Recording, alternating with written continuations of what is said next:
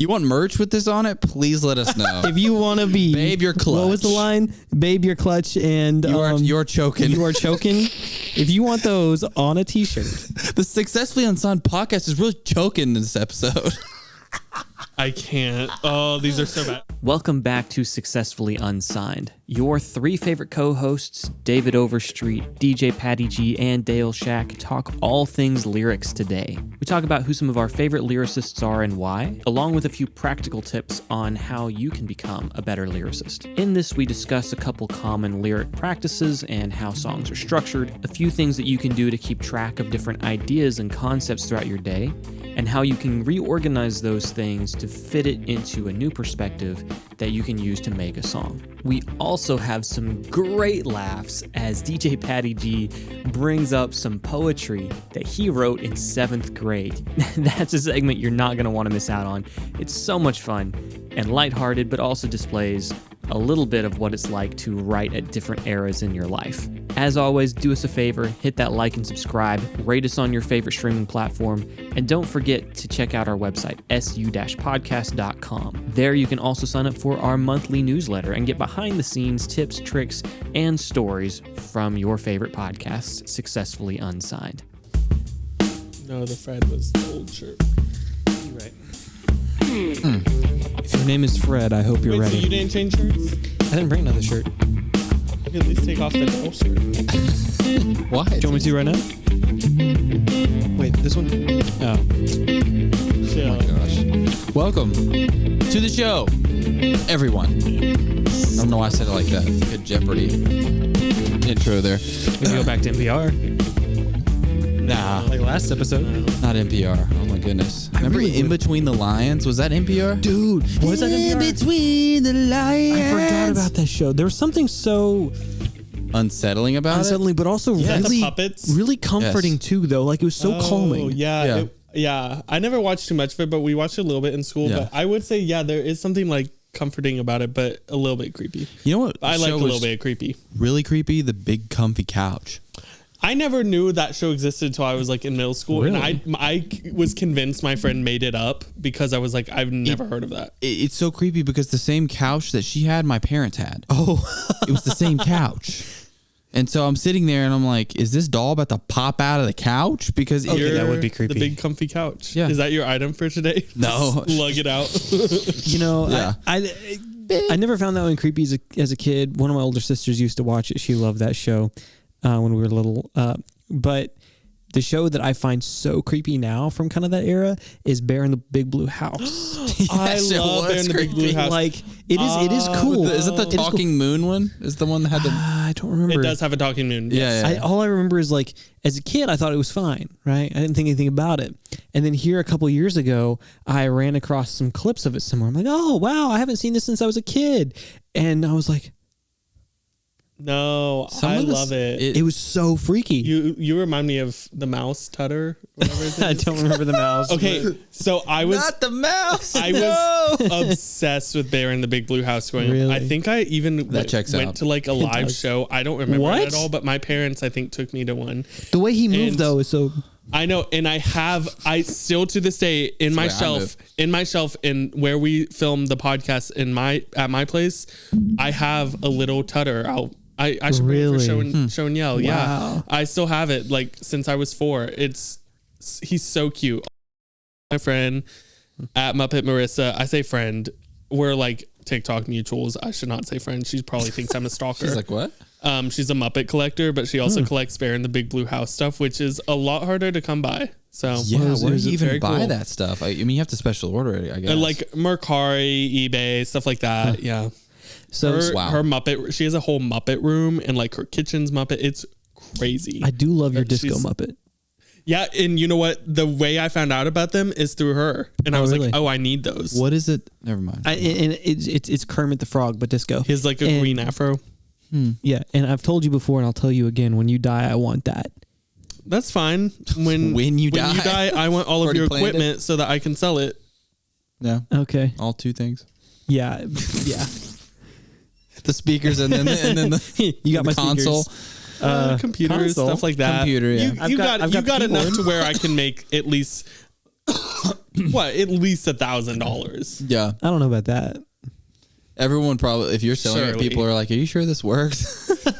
You're trying to explain it to them and like, are you sure this is yours? Hey, there's an item I ought to bring on here. Well, I don't know if I might have brought it. I can't remember what I have. You probably did. I probably have, but I bought a 1950s era oscillator at a flea market one time. It's really cool. Nice. And it looks more like a 40s like military piece, honestly.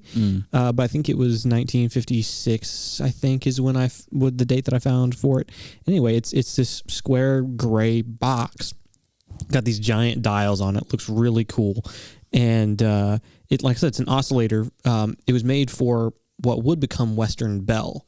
It was Western Bell. What would later become Bell, who owns like AT&T and stuff like that. Bell Communications. Like Bell South. Remember Bell South, everyone? Bell South. But back then they had test oscillators for like their phone networks, right? Because you would have like actual switch bay like patch operators, right? Makes sense. Hey, ring, give me so and so. Okay, I'll patch you through, right? They would have to test those lines, and they did it with oscillators. And so I found one of those oscillators at a flea market. Someone was selling it for like $30, something like that, and they thought it was a telephone. And so they actually had like a handset with it that they were like selling with it, and they were like, here you go, and they were handing me that thing. I'm like, I don't want that. They're like, it's a phone. Don't you want this? I'm like, no, this is not a phone. It's an People have oscillator. cell phones now. Yeah, it's an oscillator, bro. Yeah. But I was like, you know what? For $30, I ain't gonna argue. Right. And so I took it and it sits on the shelf, and it's really cool looking. Yeah. And I need to actually play with it someday for like I want to try it for like a what you call it, synthesizer. Use it as an input for like a modular synth. That would be cool. I have a friend that does that. Interesting. Oh yeah. Yeah, he's got like a bunch of synthesizers and stuff. Oh, cool. You should show people your tape machine at some point. Oh man, that thing's cool. Yeah. Yeah, I feel like you always say like, oh, I run out items. Like you literally have to do like your T-shirt. Yeah. And I'm like, meanwhile, I'm doing my T-shirt today. Actually, and I guess I did my T-shirt last night. But I feel like you're always saying you run out of items, and I'm like, how though? You literally have so much stuff. You do. I had to search my house for my items today. You have so much stuff. I think you just don't have like a good brain. Can I bring my brain someday as a show and tell? That's the show and yell. Like just pop it out. It's a brain scan. Speaking of show and yell, let's do it. Patrick. No. Start with Dale. Oh, starting with me. You teed it up, bro. Okay. You gotta go. Show and yell. Here we go. It's a book on how to make knives. I thought you were saying nuts at first. I was like, what? No. It's a book on how to make knives by Wayne Goddard. It's the $50 knife. $50 knife shop is what it's called, and it's a book that my parents got me a number of years ago. I think it was actually around when I graduated high school. Your parents got you that? Yeah, my parents got me this. And how many times have you cracked it open? Yeah, I've read some of it. I've not read the entirety. I will admit to that. Yeah. Okay. Yeah. No, I went through a phase of really liking to make knives. Yeah, that's 100% his kind of book. And really? And I have a couple that I've made. I loved crafting like the handles and stuff like that. It's really fun. I've most of them I did from like old files, like old like iron like metal files. You can reshape those. It's a common thing that people use as a knife stock because it's good metal. And you take it to a grinder and you reshape it, and then you make a handle and you got a knife. And I've done a couple of those that way. I will admit I was never very good at it. Most of mine were kind of clunky and not great, but it was a lot of fun. Later on, you need to do the like elementary teacher of like, no, there you go. Here we go. Later on, and these are not the knives I made. Obviously, teacher, I'm dead. Later on, though, I actually built a small forge with my grandfather. We got some fire brick, and we built a forge out of an old brake drum. I remember the hub cap of the brake drum, and that was a lot of fun. Used it for a couple things, forged a few things on it, and it all started because of this. So, well, not this book, but like because of wanting to make knives. This came from the desire to learn how to make better knives. Nice. Then your parents got you that. Yeah. And when you were 13, they got you another book. It was How to Clean Your Glock.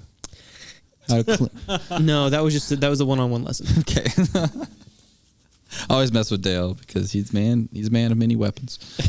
And Not that really. That is okay. That is okay. Yeah, not really, honestly, Not really. compared to Really just one weapon. like especially for the More South. than that, but less than many. Less than 5. More than Yeah. one, less than many. Patrick. Okay. Katy Perry outfit. Hold on. The number of times this man has stood up. Okay, you know you're not going to be in focus, right? People are just looking at his Adam's apple and going, what?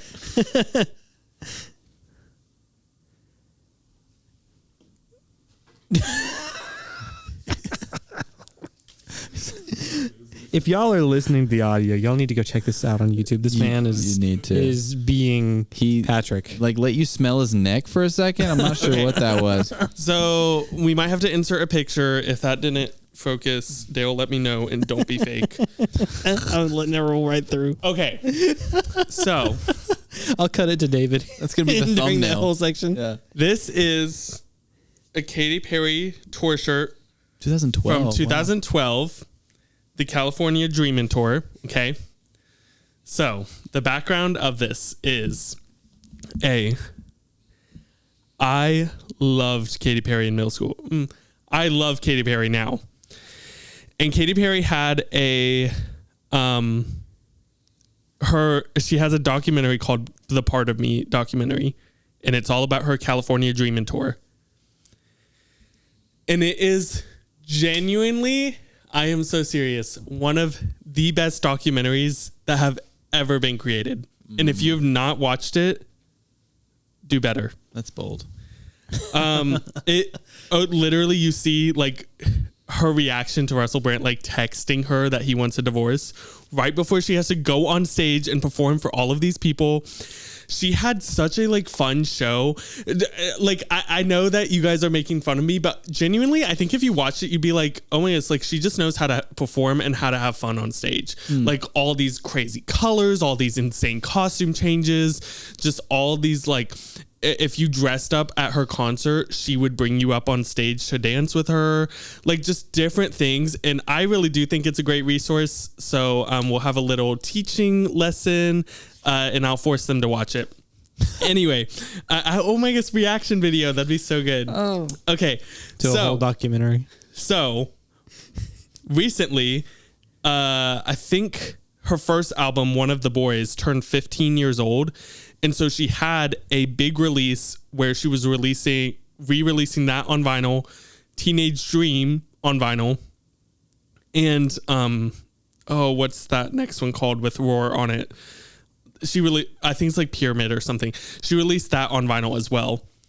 So she released this like exclusive pack, and all of the vinyls like had the cool pressings. The Teenage Dream one looks like a candy cane. I did get it. Anyway, but when I was younger, shout out to my friend Tia Watts. She had this shirt and she got to meet Katy Perry because she got to go up and dance on stage. What? And there's like a really grainy picture on her Facebook of her meeting Katy Perry.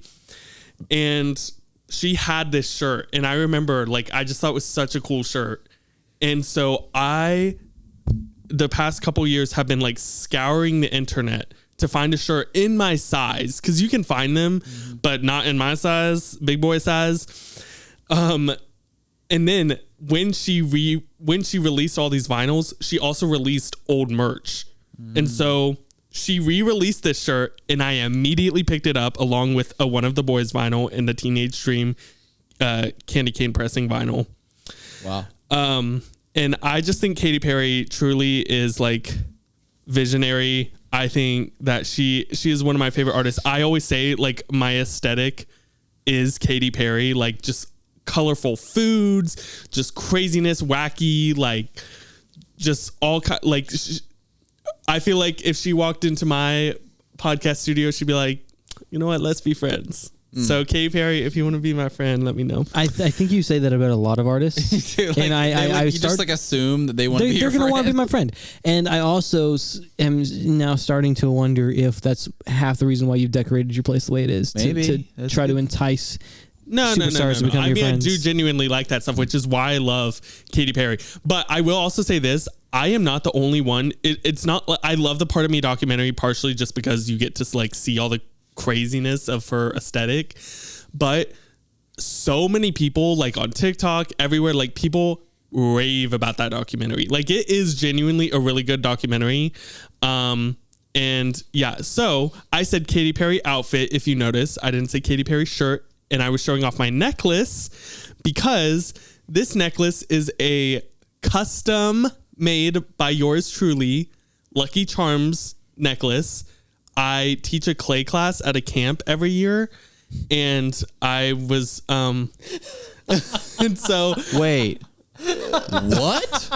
what? You teach so a random. I I teach a clay class. you teach a clay class. So random. Why is that random? You literally knew this. You know I go did to not camp know every this. year. I know you were that thing, the camp, but I didn't know you taught a clay class. Yeah. What? No. I Are literally you proficient in clay? no. It's a 1 week long camp. Oh, okay. And so I went to this camp growing up, and I took clay all 9 years that I went to camp. And so, because they have you take different classes. Right. And so I took clay class. And so when I became a counselor, I was like, well, can I help teach clay? A, it's inside, so I ain't got to be outside in the sweltering heat. And B, I also like playing with the clay. So I've made like a piñata necklace, a clown pen. Why is this so funny? So I random. thought you were talking about some guy named Clay. I was like, what? I'm over here like, since when is there a class about clay? I mean, Teach like clay. I've seen like pottery classes where you learn how to make pots, Right. But I've never seen just Look, like a clay little class. kids like making little figurines out of Yeah. clay and like making necklaces Yeah. and making pens. Pens are a huge hit. Yeah. I've just never heard them called clay classes. No, that I mean- that part's fine. I just didn't expect that. Like I didn't know that Yeah. about you. And so that was Yeah. I'm learning that for the first What? time. So I've been teaching. I was the assistant my first year as a counselor with the same lady who like taught my clay classes, and then I've been teaching it on my own the past 2 or 3 years. Funnily enough, my assistant for clay class was my very first clay teacher my first year at camp. Which she's like, that makes me feel really old. Please don't tell me that, but it's true. Shout out to Tina and shout out to Sarah Miller. Love you. Please come back. Anyway, so last year, I think I was just like, oh, like, wouldn't it be cool if I made little Lucky Charm marshmallows? And I was like, oh my goodness, I should make it into a necklace. No, actually, that was a complete lie. I saw it on Pinterest and I was like, I need to do that. So I did. And you might be wondering, what does this have to do with Katy Perry? Well, this outfit is very thought out, okay?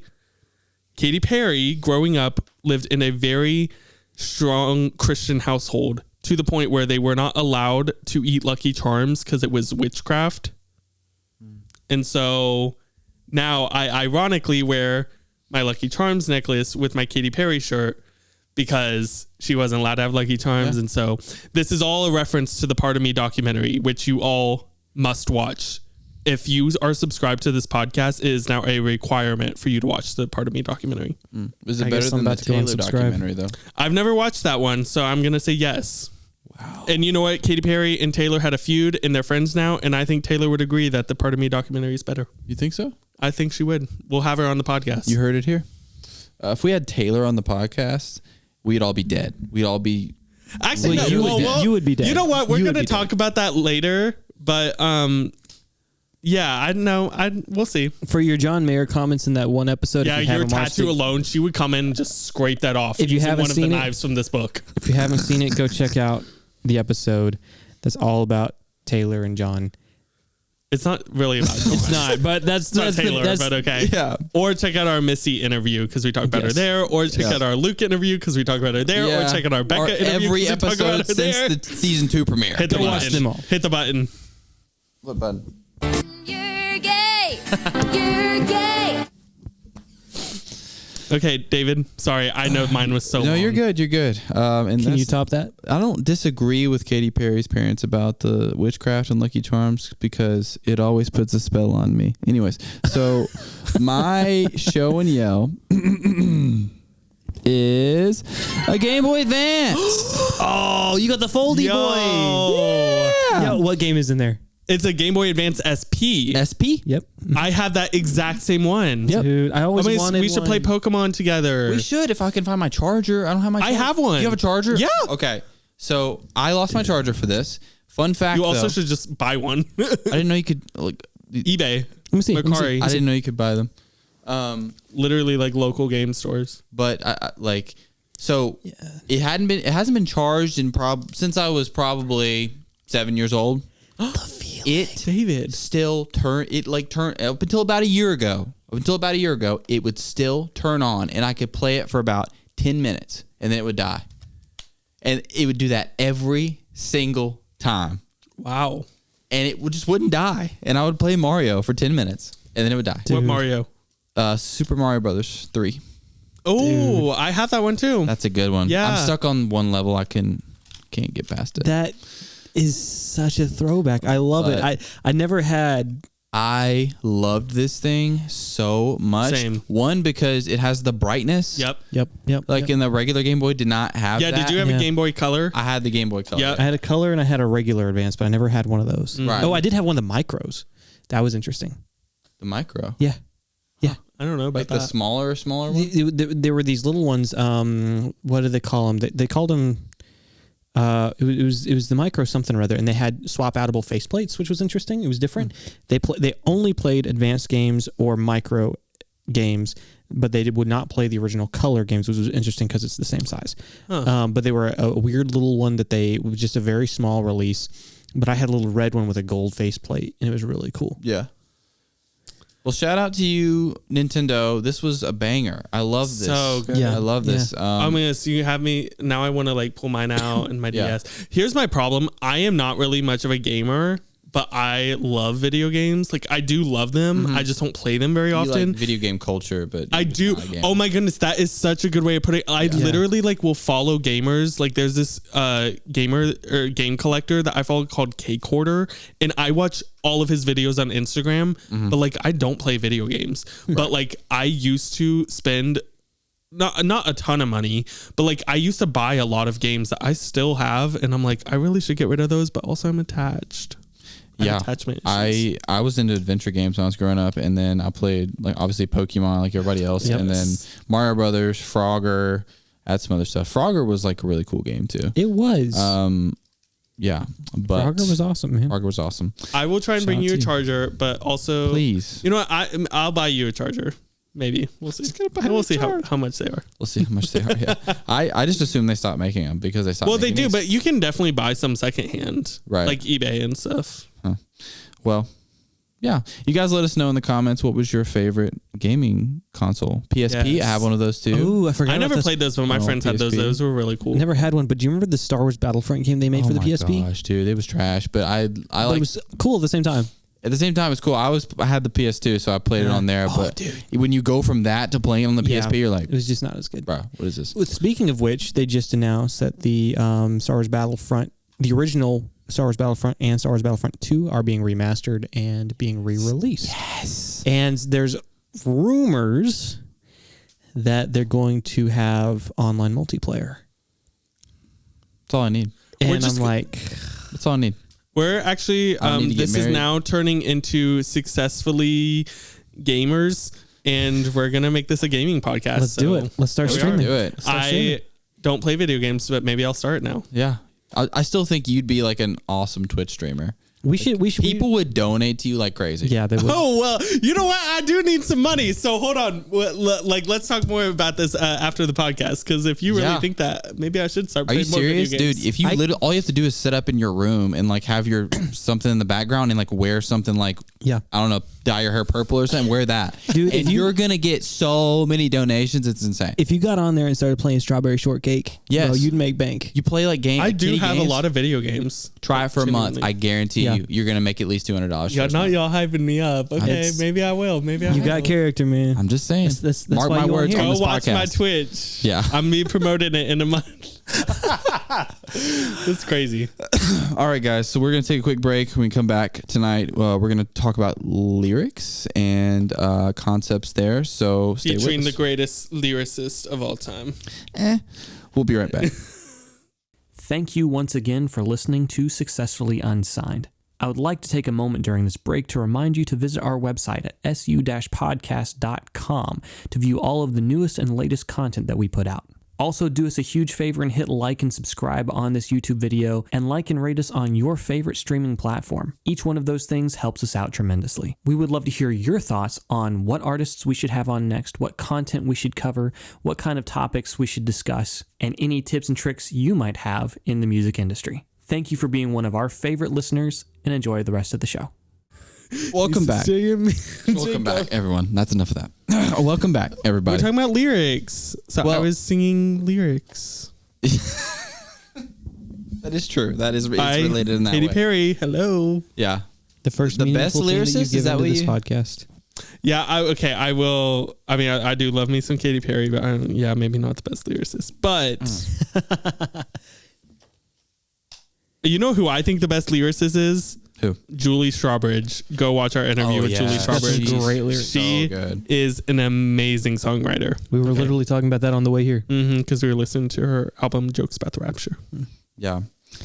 Another guy that I think is a fantastic lyricist in recent years, and I know I talk about him a lot, he's one of my favorite artists, is Daniel Caesar. His most recent album, the lyrical wordplay in that is just, man, it's really good. Go listen to it. Go listen to it. Yeah, there's I'm going to say John Mayer. I think he's a great lyricist. Sorry, Taylor's fans. I mean, but I'm not going to lie. I think Taylor Swift is an amazing lyricist too. I think she's a great songwriter. yeah, sure. Two things can be true at once. I think they can both be good. That's true. That's true. It depends on your aim. What is your goal when you're writing a song? That's a question I think everybody has to ask themselves. What is the purpose of this particular song? Is the song meant to be a commercial success? Is it meant to be something that's fun and lighthearted and plays on the radio and is easily singable like Taylor stuff, right? It's very, easy to sing to. And she does have stuff that's deeper too. Yeah, right? I was going to say, I would not say. So I'm not saying that she's only that, but that's in big part for a lot of the world, that's what she's known for, is her easygoing stuff, right? And then that's why I say song by song, not necessarily artist by artist, although some artists do get deeper than others and some, whatever, right?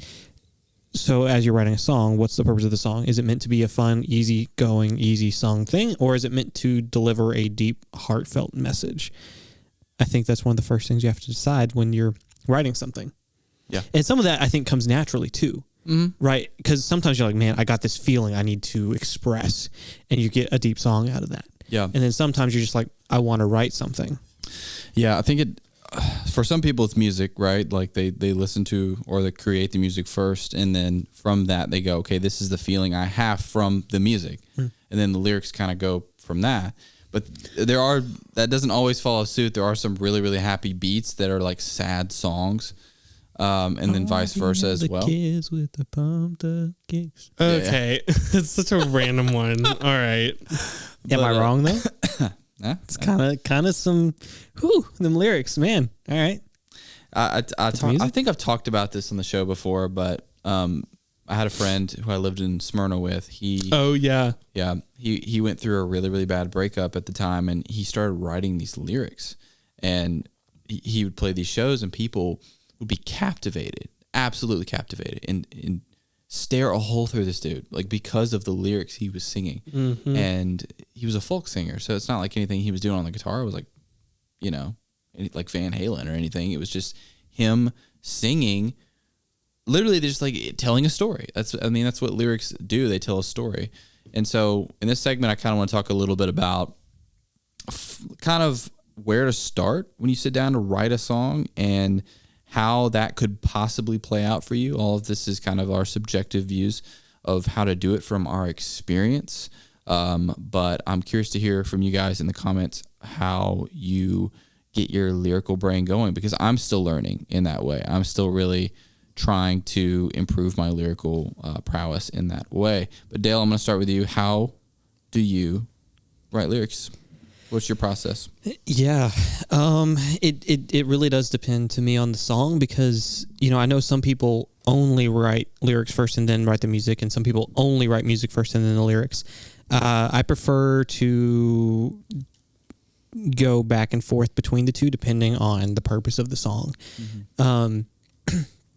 If I'm really feeling something, if I'm really feeling like an emotion or I'm going through something, I typically go lyrics first. Yeah.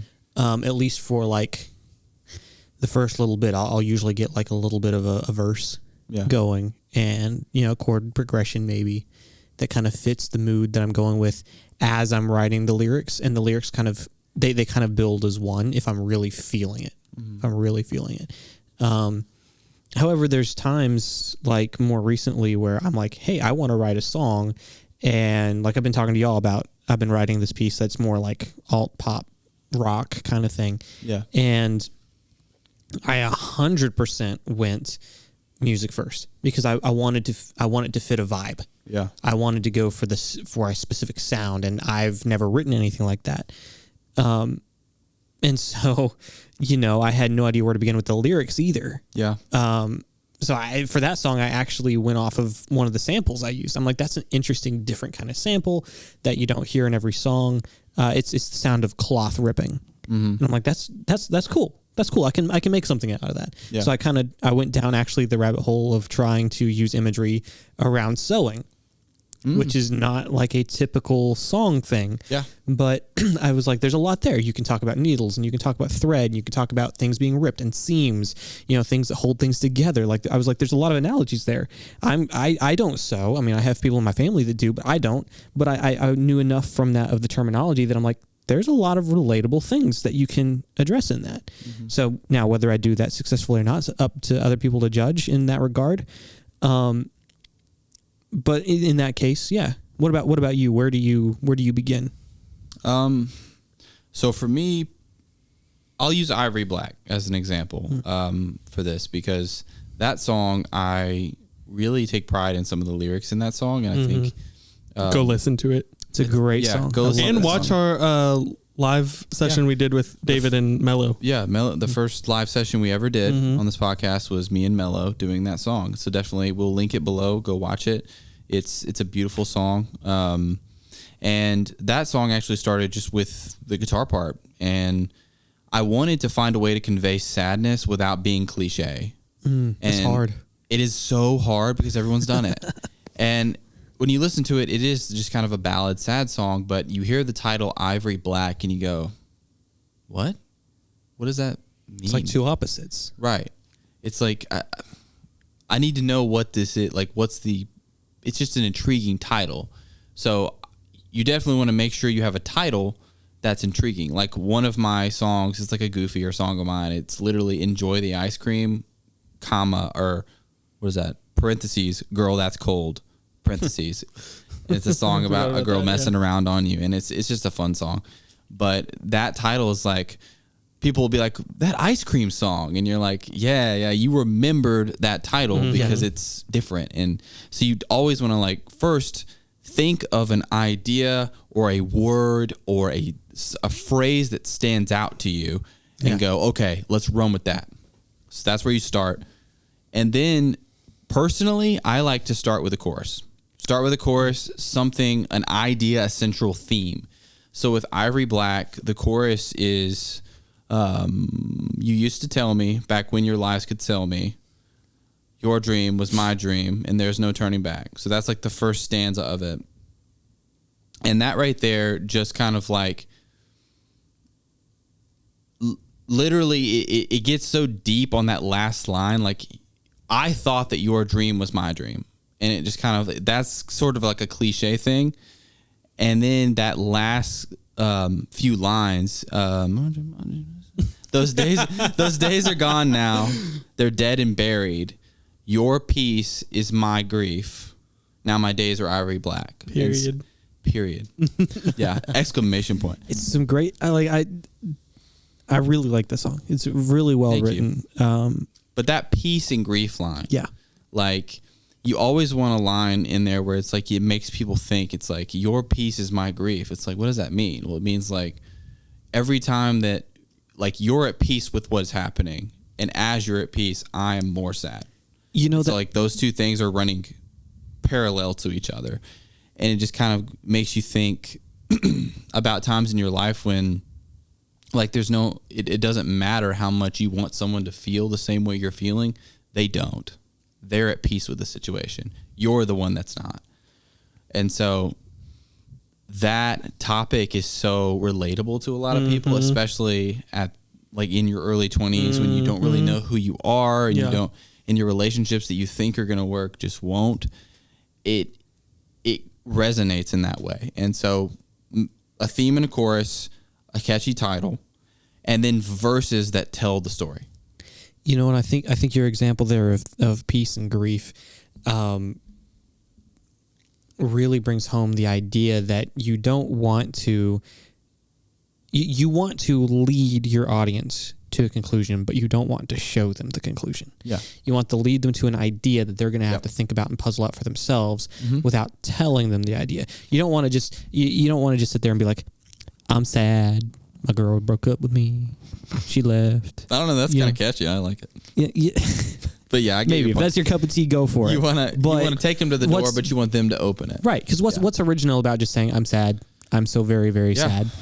Unless you say it in such a way that people are like, Lonely, what? I'm Mr. Lonely. Right. You know, but the thing is, that may have worked because that might have been the first time that was sung. Right. But now that's been sung a million times. You got to come up with an interesting way to say it. I do think that there is a place for like just being completely straightforward, and a big example that I'm going to use, Olivia Rodrigo. I think that part of it helps so much because she started when she was 17 and so many people resonated with her feelings at 17, but she was so straightforward of like, I am 17 and I have so many emotions and my heart is just breaking and there's just all of these things. And like, to me, her lyrics are really direct and it's very just like, this is what's going on. I'm really upset about it. And like, don't get me wrong, I do think she has like really clever lyrics in there. And obviously her sound helps a lot. Yeah. Also, she was a Disney star, so that helps a lot. But just different things, like I think there is something to be said about sometimes just being so simple and just being like, this is exactly how I feel. This is what I'm going to say. And that is true. It does depend on your genre, right? Yeah. For instance, if you're writing like a folk ballad, like a murder ballad, like a bluegrass murder or a folk murder ballad or something like that, yeah, you can be absolutely direct. Yeah. And say, she's dead. She's buried 6 feet under and, you know, at XYZ tree in Putnam County. You know, you could say that. But you wouldn't necessarily say that in, say, you know, if you're singing R&B. Although I have heard an R&B murder ballad. That was very interesting. Wouldn't shock me. I think going back to what you're saying, Pat, like the simplicity is good. I think you should also complement that with a vocabulary that is complicated or not complicated, but more sophisticated. And so sometimes like you can't just kind of say what's going on, but don't be ashamed, guys. Go on Rhyme Zone, put in a word, and go to synonyms. Yeah. See what the other words that are similar to that word. You, instead of saying, I don't know, I'm sad, I'm melancholy, or something like something that could give you, and that could give you a different rhyme scheme because it's separated into syllables. And so like if you start to think of lyrics as sort of like a puzzle, right? To like certain syllables unlock certain things in a stanza or a beat, and in the context of the music add to it even more. I think especially in the verses, like a lot of verses, like you want that to be descriptive. Like that's when you're talking about what's going on. Yeah. That's when the story is progressing in the verses. Tell the story in the verses and then have the emotional connection and the emotional payoff in your choruses is a very common way and a very tried and true way to write music. Yeah. It doesn't mean that you have to, but it is a very good way to. Mm-hmm. Are there other resources that you guys use to help you write music? Rhyme Zone.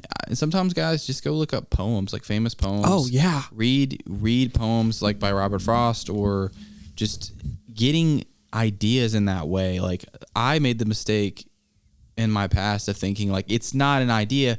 Like I want it to be an original idea, but it's like every idea you have is based on another idea from Nothing something. is new under the sun. Nothing is new under the sun, and so all you're doing is just kind of stoking the fire, right? Like whenever I go to when I worked at a club downtown, like they had like this Latin night, and they had like a live band and all of that. After that night, I wrote a song called Mona Lisa, and it's like It's a great song. I love that song. It's a great song, and go listen to that too. It's on Spotify. I'm plugging all my music tonight, but it's all that night did was just stoke the fire, and it's like, okay, of course my idea is not that idea, but it's pulled from it. Yeah. And so, yeah. You know, and with that, I mean, you're absolutely right. Where one of the best places to me to find inspiration is by viewing other art. You know, whether that's in the form of a movie, whether it's in the form of other music, whether it's the form of poems. I think that's an absolutely amazing place, especially if you go back and read like old dead people's poems that use language and syntaxes and ways of forming sentences that we don't anymore. You can find some really interesting things. But also, don't forget that literally every conversation you have around you is going to have something relatable enough that can be said in a song if you're attentive enough to catch it. Yeah. You know, I keep and I wouldn't be surprised if you do too, and I know a lot of other artists do as well. I keep a note in my phone of every idea that comes to mind. Good, bad, doesn't matter. I'm like, oh, that's an interesting thought. Not necessarily just as, oh, this could be a song, but now I love thinking about people and philosophy and things like that. And so to me, anything that's interesting, like as a concept, I'll write it down. Yeah. Because if I've thought it's interesting, somebody else will have as well. Of course. You know? Yeah. So don't be ashamed to pull stuff. I pulled things out of conversations I've had with other people. I'm like, there was one guy, and the song didn't end up being great, but I still like the concept of it. He said, you know, every day we get up, we are putting ourselves on a stage for the world. Mm-hmm. You know, for the world to see and to judge and to say whatever they're going to say. Every day we're getting on a stage for the world. You mean Shakespeare? Yeah. Perhaps. I don't know. It was somebody else who said that. I didn't say the world's a stage. I thought you were going to say, he said, every day is a winding road.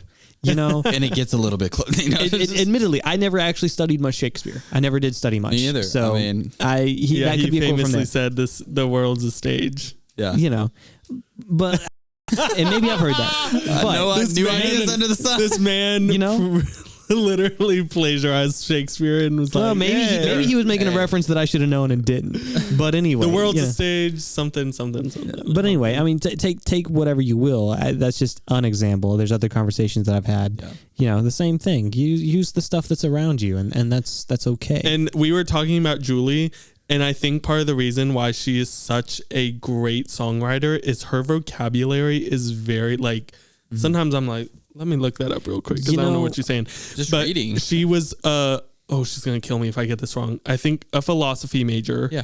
And she just she's very much an intellectual. Yeah. And obviously, like, I'm not saying, you know, you need to be a philosophy major with, you know, 4.0 GPA to write good songs, but she's a really great example that she obviously has done a lot of research in that field and has consumed a lot of art.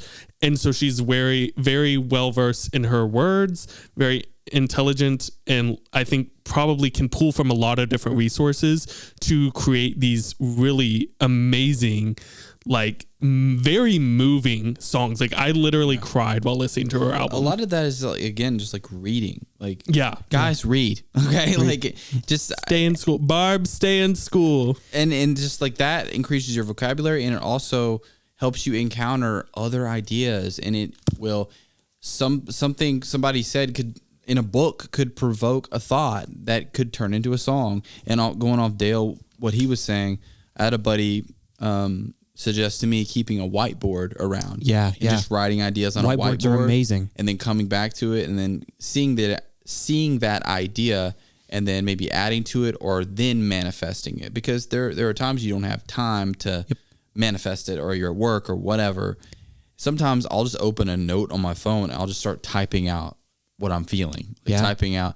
And it's like doing that is like a jumbled up language or sentence. Like adding different words, and then you go back later and you rearrange the words into what it should be, into that it makes sense, because your feelings are feelings. They're not manifested into anything tangible until you make it that way. And so that a lot of people are not good at taking something in their brain and making it tangible, because that's so hard to like copy and paste in a way that's uniform with what's going on in here. But if you write it down, if you write it on a whiteboard, if you do a voice memo or something, you can revisit that moment in time and pull from that. You know, and as cliche as it sounds, sometimes when you're in that moment and you're feeling those things, you are not ready to write that song. Yes. You're feeling it and you're experiencing that song coming to life in you as you're there, but you are not ready to write that song in a way that other people can also hear and enjoy and sympathize with. Absolutely. And so write your thoughts. You know, some people like, you know, to follow the concept of stream of consciousness, you know, as they're writing their emotions, and that's perfectly fine. Do what you need to do. When you first start writing those notes, if you haven't done that before, it feels kind of awkward. Yeah. Right. Everything's kind of choppy, and, you know, and you don't know how to really keep your own notes in that regard. And it feels awkward. Like, should I be writing this? Oh, this is a bad idea. Let me erase this. No, keep it, because later on, you know, you're going to go back and look at those things, and it could be the next day, it could be the next week, it could be a year later, it could be 3 years later, and you go back and you find an old thing, an old idea that you wrote down, even if it wasn't really meant for a song. Like I said, I write down any random thoughts that I find just interesting to think about. And I'll go back and I'll find stuff from 2, 3, 4 years ago that I'm like, oh, that's really good. I can write something with that. Yeah. Right? Because I kept it. Yeah. And the thing is, if you put it in here, so what if you keep it? Yeah. You know, unless you share it with anybody else, no one else is ever going to see it. Right. No one else is ever going to judge you on, oh, dude, that's a terrible song idea. Why'd you ever write that one down? No. Yeah. Nobody's ever going to think that. So just write it down. People aren't wired that way. No. I think as we sort of start to wrap this segment up, I want to ask you guys, what is one song that touched you in a way lyrically? Like you heard it and you immediately started focusing on the lyrics. Yes. So there is a song that the minute I heard it, I was sucked into the lyrics. And I've been fortunate to go see this guy live. I think he actually fairly recently moved to Nashville. And Patrick, you were at that concert with me. There's an artist called Amigo the Devil. He moved to Nashville? Yeah. Bruh, get him on the podcast. I know, dude. Danny, I love your music. It's awesome. We went to a show with him and a couple other guys.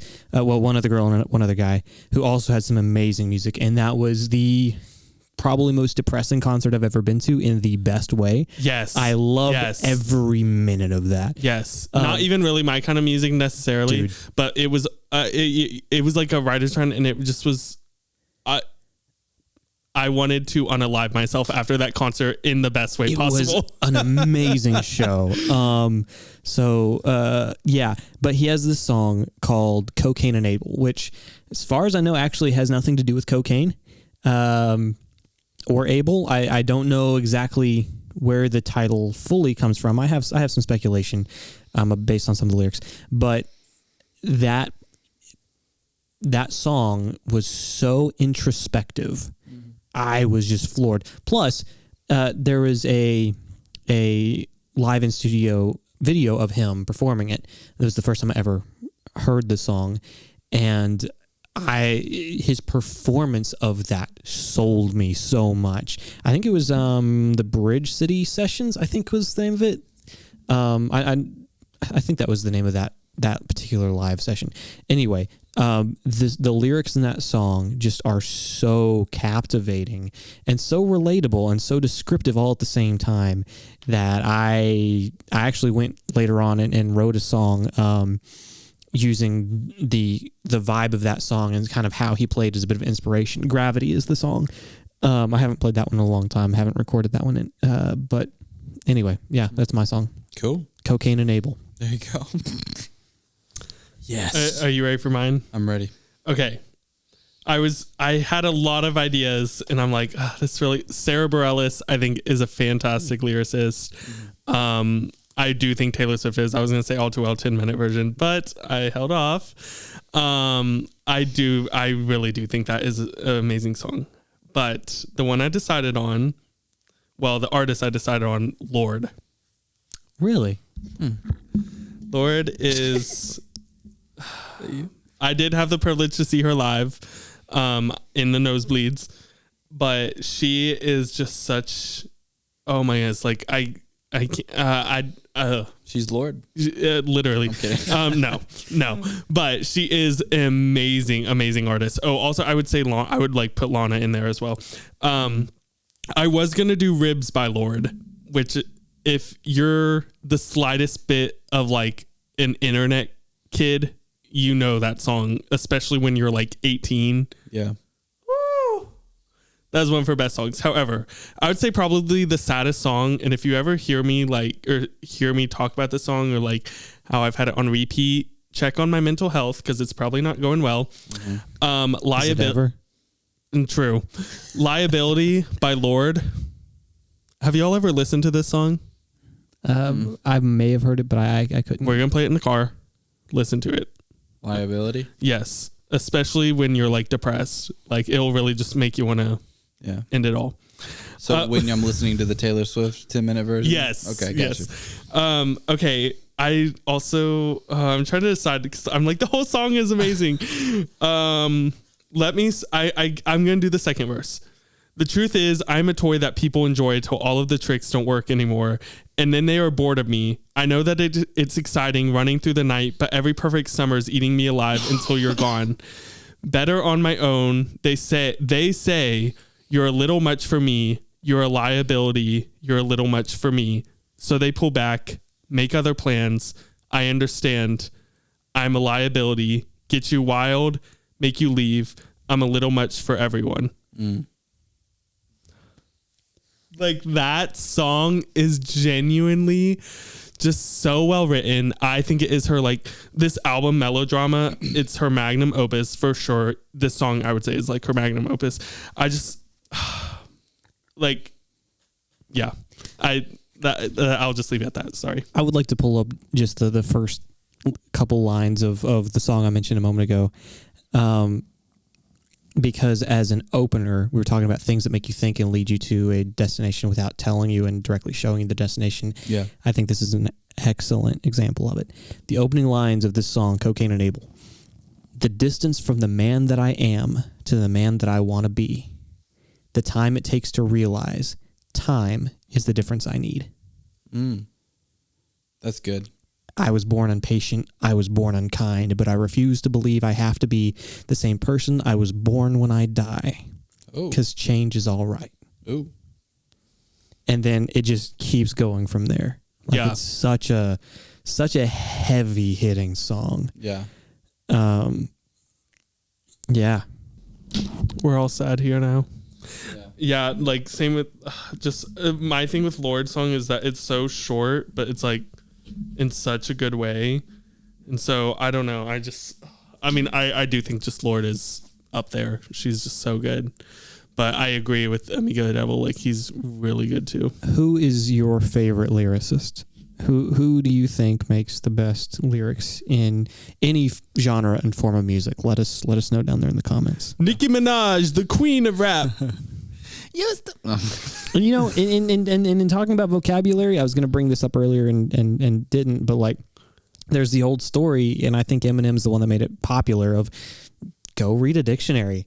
Like if you want to learn new words, you know, you might find some weird ones and things that don't maybe fit easily in music, but you might find something really cool. You know, my mom used to read the dictionary at like age 4 for fun to help her learn to read. Her parents probably forced her to.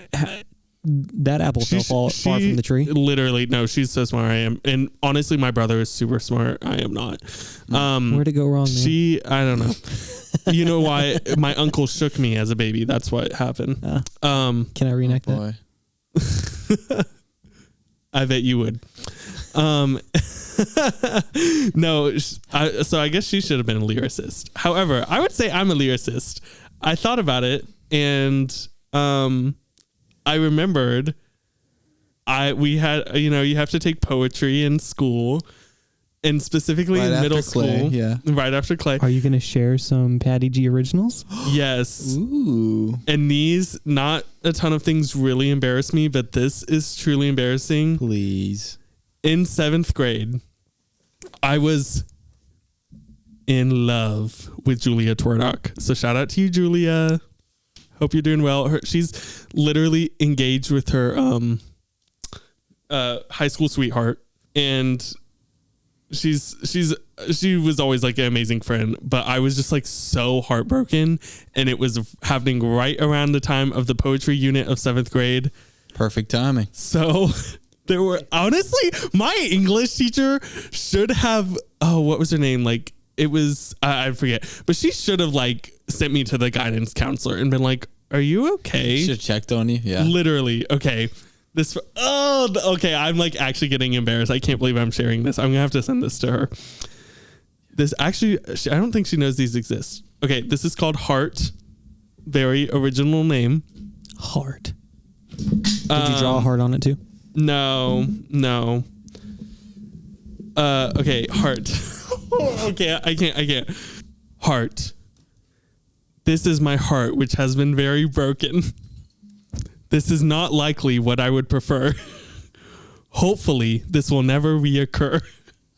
Oh, bars. I heard it is said that she has spoken. What? Apparently, it is not a token. This is very much true, according to her. I feel horrible this had to occur.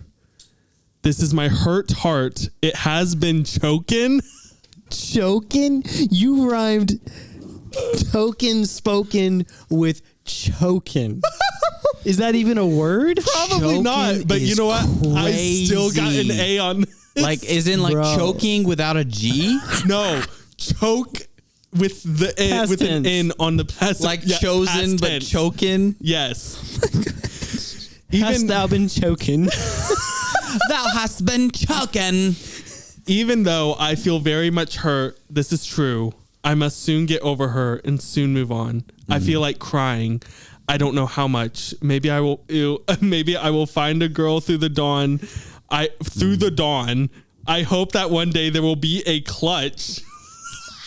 Wait. So maybe one day we shall get in touch. What? What even? Dude. I literally don't. This does not make sense. But I literally got an A on that. I mean, everything rhymed.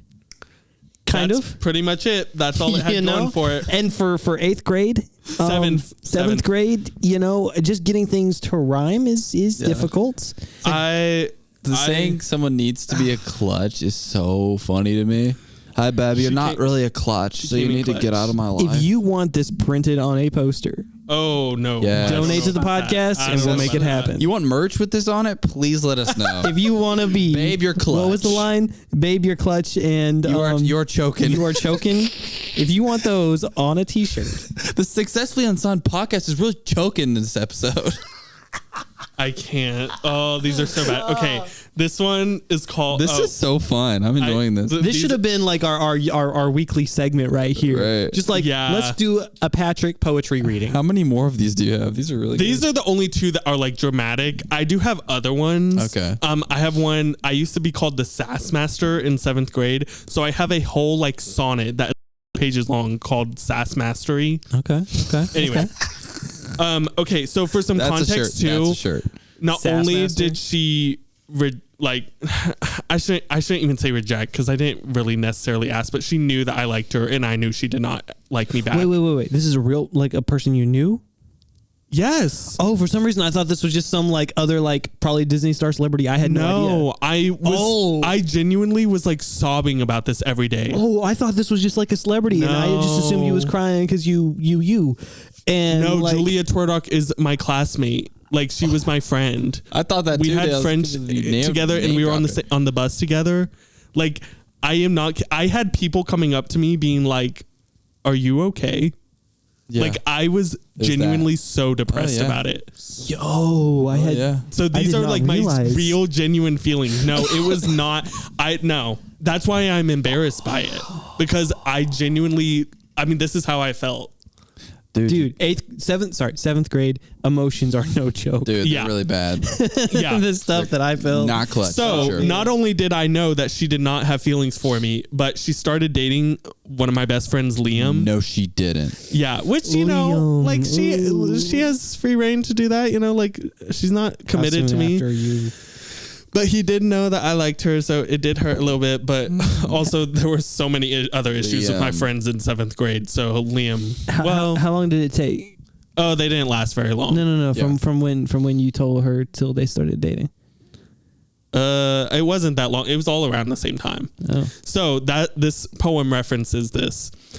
This poem is called "Shattered in a Minute," Oh my gosh, that is. and it's in this like italic font. Ooh, it's getting hot in here. Okay. Ew, I can't. This actually is so embarrassing. For a while now, I've been planning to fulfill my heart, her heart. What? Wait, hold on. Whoa. Can you hold on a second? What an Just opener. 1 second. 1 second. What an opener. I am hooked. Oh my goodness, post this on the Instagram stories. I'll tag her. No. Hold on. Just 1 second. Oh, you brave soul. I literally talked to her the other day. I said, I literally was like, thank you so much for like actually being nice to me in middle school when a lot of people were not nice. And she is super sweet, and like her and her fiance are like beautiful couple, perfect for each other. Nice. So I love Julia. Like we did choir all through high school together. I was fine.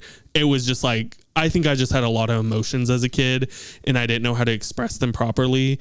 And honestly, like I probably wasn't, my feelings for her probably weren't as intense as I thought they were, but I thought they were. Continue reading. Okay. Okay. All right. Shattered in a minute. For a while now, I've been planning to fulfill my heart, her heart. We would look at the clouds and hurt whenever we were apart. I thought it was meant to be from the very start. But now it has turned. My life is churned.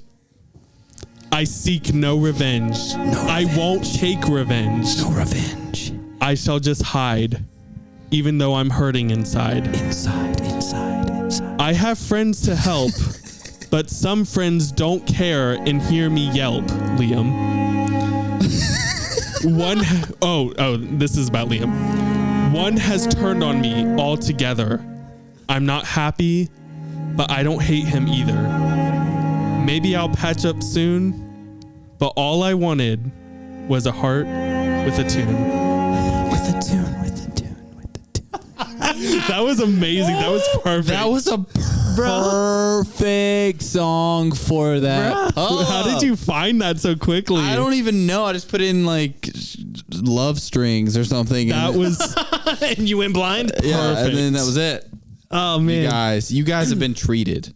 That was a treat. yeah. That was a true treat. Wow. Wow. Liam, you should be ashamed of yourself. No, you know what? Shout out to Liam. He does music now as well, and I think he's pretty good. Yeah. He's pretty good. Yeah. I can't. Yeah. Wow. I almost cried. That was intense. But I mean, like, I'm serious. Like in that moment though, when I was writing those poems, I thought like, this is, I have no other way to express this other than through this. So like, even though it was terrible, I mean, in a way, like, yeah, that's what you do as an artist. Like, you put everything into it. So. Can I get on a soapbox about that real quick? Sure. Do we got time for that? Sure. Yeah. Okay. All right. No matter how you feel about the music that you've written, no matter how you feel, whether you think it's amazing or terrible or anything in between, at the end of the day, if you have gotten out of it the emotional release that you need from the anger, from the hate, from the pain, from the depression, From the choking. from whatever you feel, if you have gotten the emotional release out of it that you need, that song is a success. That poem is a success. And it's not wrong to feel the way that you felt when you wrote that thing. And writing your song, writing your poetry is a beautiful form of expression that only you can do. You can listen to the saddest Sarah McLachlan song that you want, and you might feel it. You might feel it, but it will never feel the same. Joking. It will never feel the same as if you wrote and you expressed what you went through. And that's vitally important. You might go back on it later and say, hey, this was terrible. You know, I wrote this poorly. I was in 7th grade and didn't know. But you still do what you needed to do to get through that without having more issues than could have been, right? You could go and you could fight somebody. You could go and you could do all other forms of expressing what you needed to express. But you did it this way. You did it in a healthy way. You did it in a way that fits you.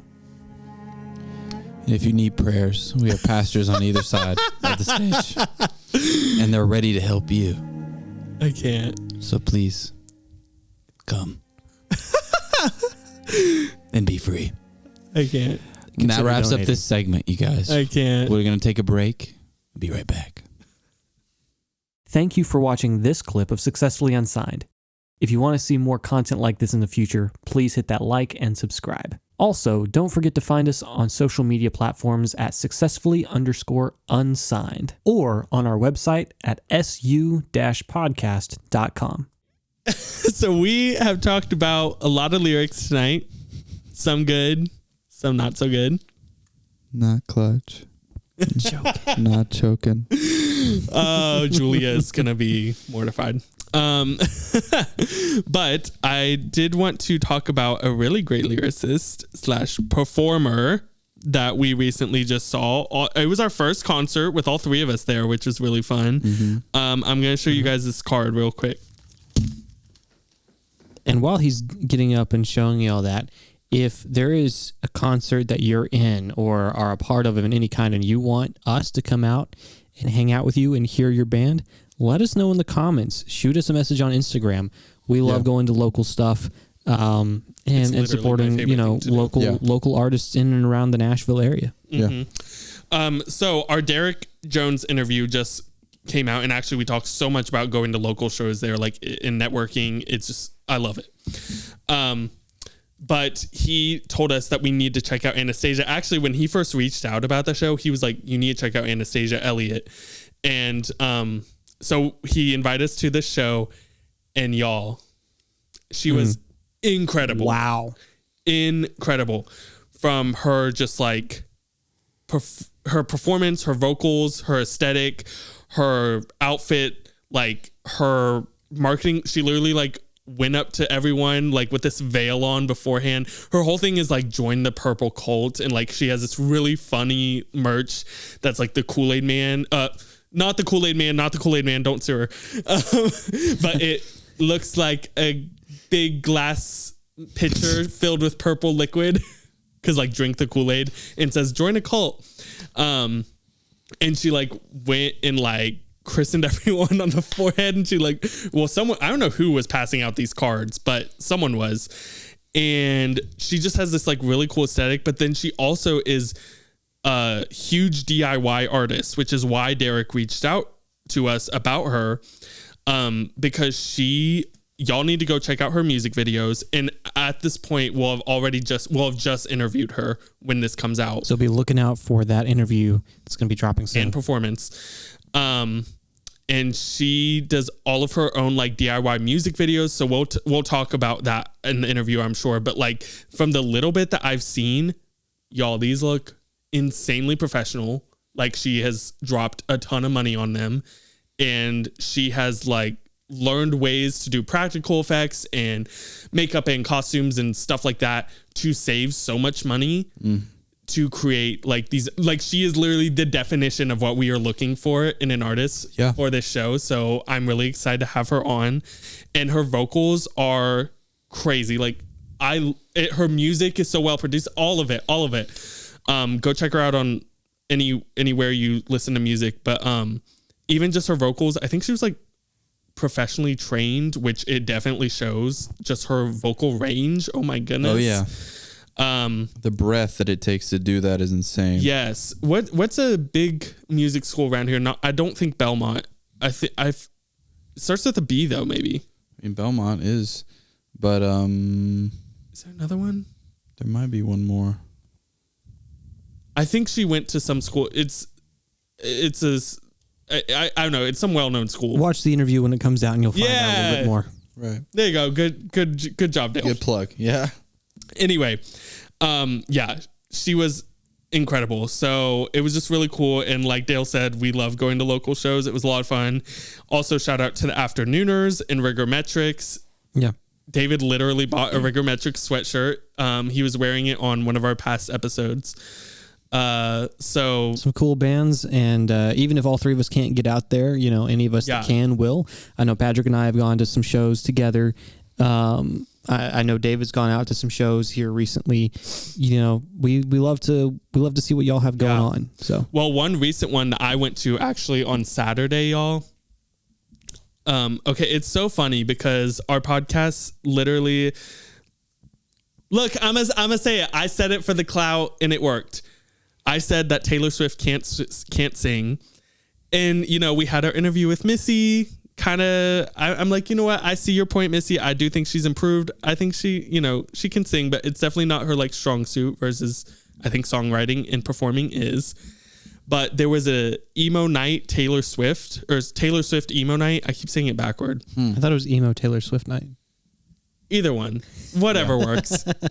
Anyway, at the Vinyl Lounge in Nashville, and shout out to what's her name?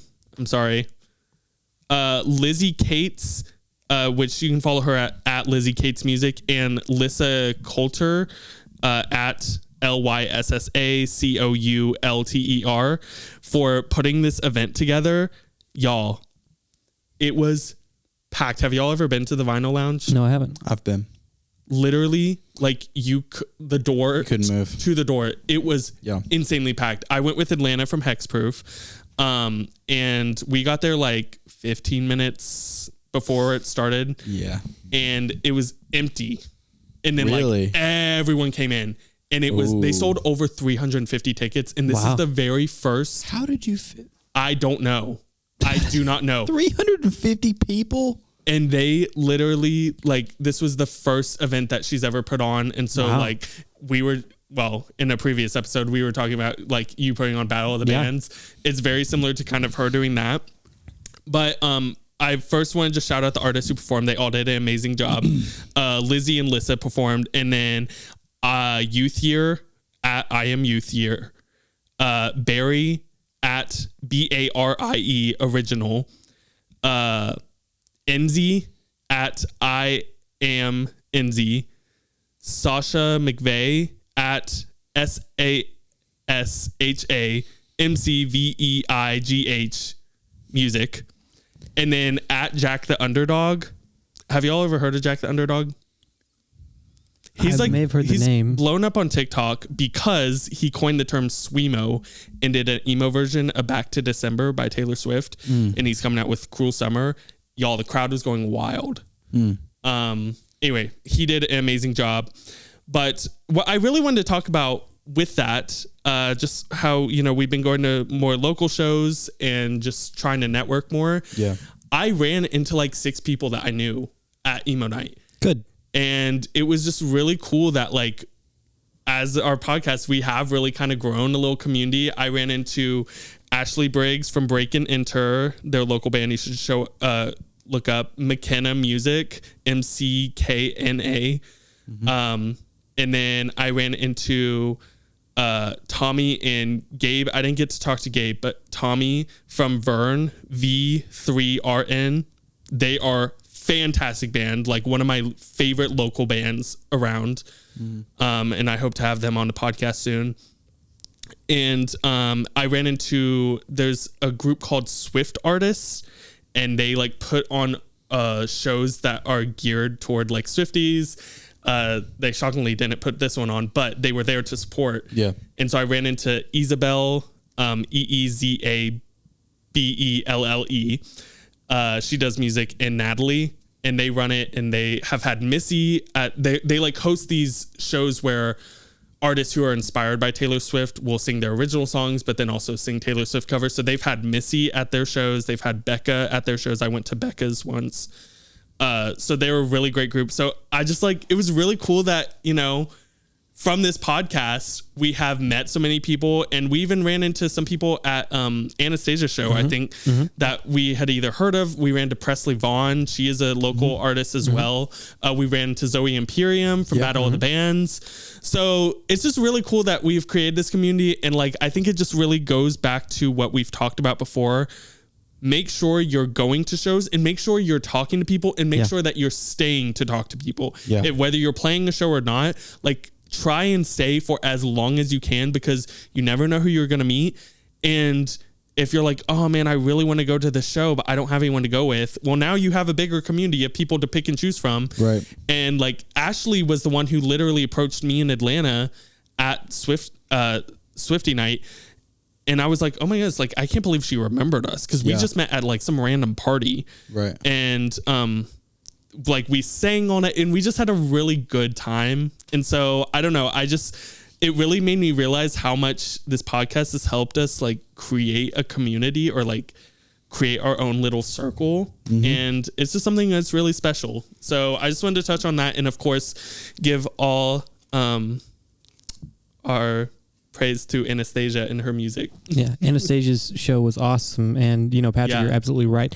It is cool to see a community get built around the areas that we're a part of, you know, and it's always nice to go somewhere and see somebody, you know. Yeah. It's always just kind of a warm feeling. Like, oh yeah, you feel welcome there. Yeah. Right. And that's part of one of our goals here, I think, also with this podcast, when we bring in artists, is that those artists feel welcome. Yes. And if there's any artists that you know that you want to see on this show, and you want to hear interviews about their music, and you want to hear their background and their story, and, you know, a little performance from them, let us know. Let us know who you want to hear next, because we're all ears and love having people here. You know, it's my favorite. You talk about, you know, it's kind of the special little community, but we don't ever want to, I guess, get the idea that we're, you know, an exclusive group, because we all are here about networking and making sure that, you know, we give as much as we get. And I know that I myself have gotten a lot out of this podcast in a number of ways that I've really enjoyed. Yeah, you know. Yeah, I agree. I mirror what both of you guys have said. The main thing I want to just kind of exclaim is just like the community of people.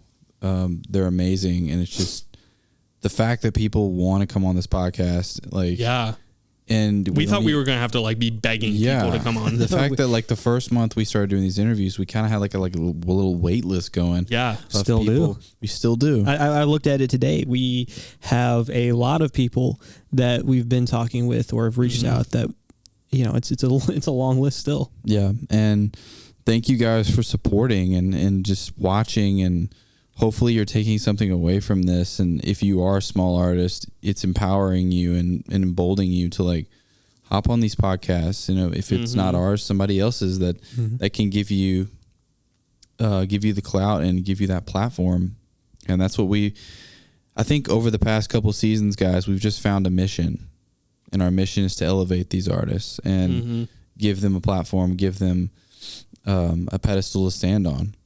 And that's just, it makes me feel great when we're able to do that for somebody else, you know, and serve others in that way. I also would like to say that I don't necessarily apologize for what I said about Taylor Swift, but I do. I don't apologize because I did it for the clout. But at the same time, I'm like, okay, people probably think I'm like a Swiftie hater. I'm not a Swiftie. I would say I'm Swiftie adjacent though. And I did love emo night Taylor Swift. Make no mistake about it, ladies and gentlemen. He apologized for the clout. I won't apologize ever for it. And I'm proud of that, and will stand by that. And we'll probably die by that at the same time. So yeah, I should have brought you to emo night Taylor Swift. Oh, that would have been great. That would have been great. Attacking. I would have been shanked multiple times by random, you know. But go follow all of them, and go follow Swift artists. They are actually really sweet. I realized from Swift artists, when I went to the one with Becca's show, I realized I actually knew Natalie from Swift artists because we had classes together at MTSU. Wow. And I was like, I remember you because she always wore like headphones. And she's like, oh yeah, those things are like glued to my head. So like I said, it's just really cool. Like, you never know who you're going to run into. Yeah. And the thing is, you will never meet those people if you don't go. Yeah. You will never expand your community and your network if you don't go expand. You miss 100% of the opportunities you don't take. Wayne Gretzky, Michael, what's his name? Michael Scott. There you go. Michael Scott. Tell them where you can find us. Let's get out of here, guys. At successfully_unsigned or at Unsigned Podcast on TikTok, su-podcast.com. Also go follow everyone that I mentioned in there. I know it's a lot of people, but you can do it. I promise. All right. Okay. We'll see you guys. Bye. I thought y'all were going to say something.